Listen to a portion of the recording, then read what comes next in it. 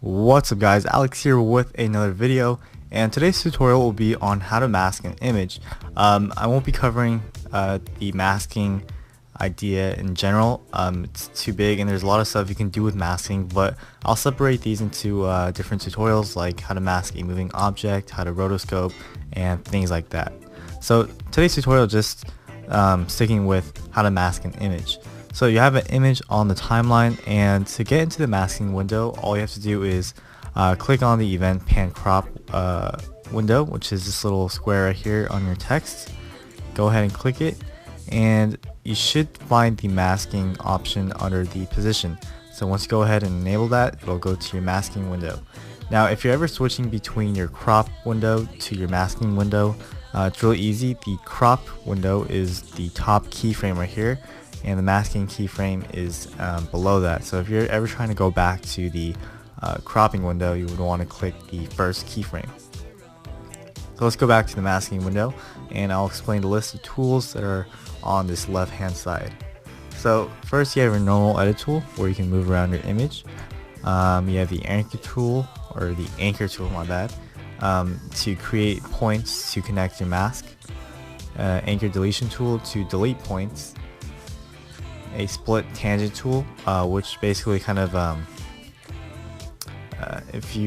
it's really complicated. If you make 2 points and then you use the split tangent tool, it'll create 2 or 3 lines that go off in opposite directions. I really don't use this tool.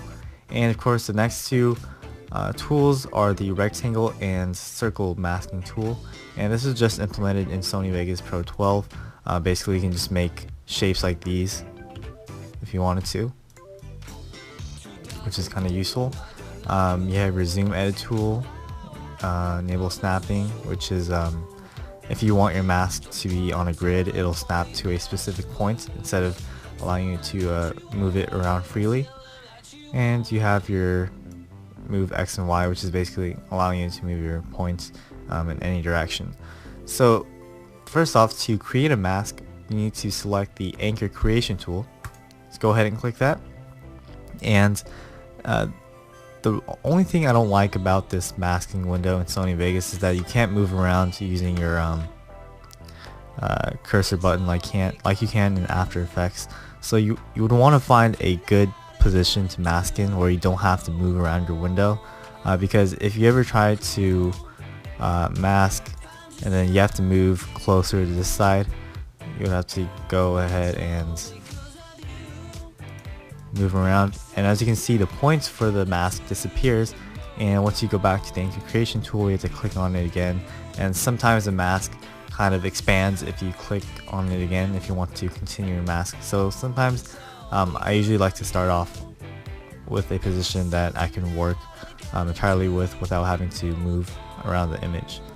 So I'm gonna go ahead and delete all the masks, and I'm gonna show you how to mask an image.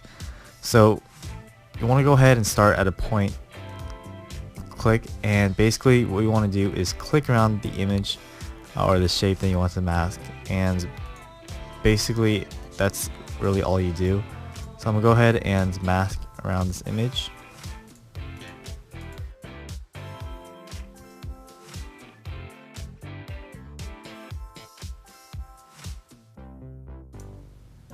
So basically when you have your first mask done, it'll give you a list of options called mask, position, and path. Position of the mask is just the overall position of the mask. Apply to FX is basically if you apply a video FX to mask, and then you can choose to apply the FX to the entire image or not. So I'm gonna go ahead and take off the color corrector. And the path is basically where you can fine-tune your mask. So if you have a mode, positive means that whatever you masked, the inside of it stays in.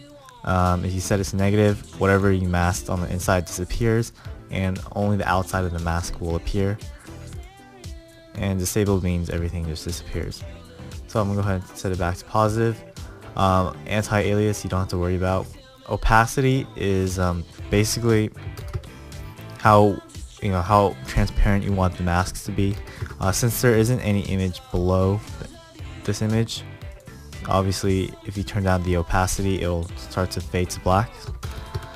And the feather type is where you can actually, if your mask is really messy, you can sort of almost fix your mask. So if you set the feather types in, you're basically shrinking the mask.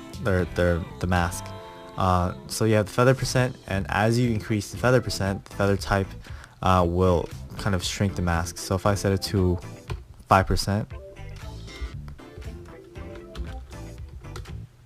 it'll soften up the edges but shrink the mask as well. Feather type out does the opposite thing, where it'll kind of spread out, but then again smooth out the edges so that it won't look as jagged as it was if I set it to 0%. And the both, it's just again softening the edges, but it's not exactly shrinking or expanding the mask.